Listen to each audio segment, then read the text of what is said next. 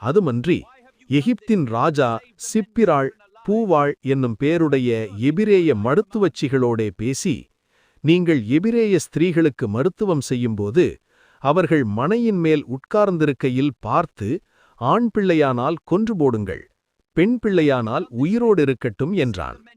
மருத்துவச்சிகளோ தேவனுக்கு பயந்ததினால் எகிப்தின் ராஜா தங்களுக்கிட்ட கட்டளைப்படி செய்யாமல் ஆண் பிள்ளைகளையும் உயிரோடே காப்பாற்றினார்கள். அதனால் எகிப்தின் ராஜா மருத்துவச்சிகளை அழைப்பித்து, நீங்கள் ஆண் பிள்ளைகளை உயிரோடே காப்பாற்றுகிற காரியம் என்ன என்று கேட்டான். அதற்கு மருத்துவச்சிகள் பார்வோனை நோக்கி, எபிரேய ஸ்திரீகள் எகிப்திய ஸ்திரீகளைப் போல் அல்ல, அவர்கள் நல்ல பலமுள்ளவர்கள்.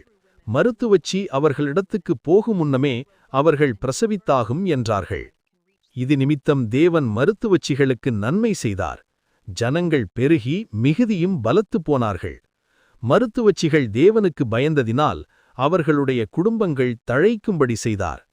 அப்பொழுது பார்வோன் பிறக்கும் ஆண் பிள்ளைகளை எல்லாம் நதியிலே போட்டுவிடவும், பெண் பிள்ளைகளை எல்லாம் உயிரோடே வைக்கவும் தன் ஜனங்கள் எல்லாரும் கட்டளையிட்டான்.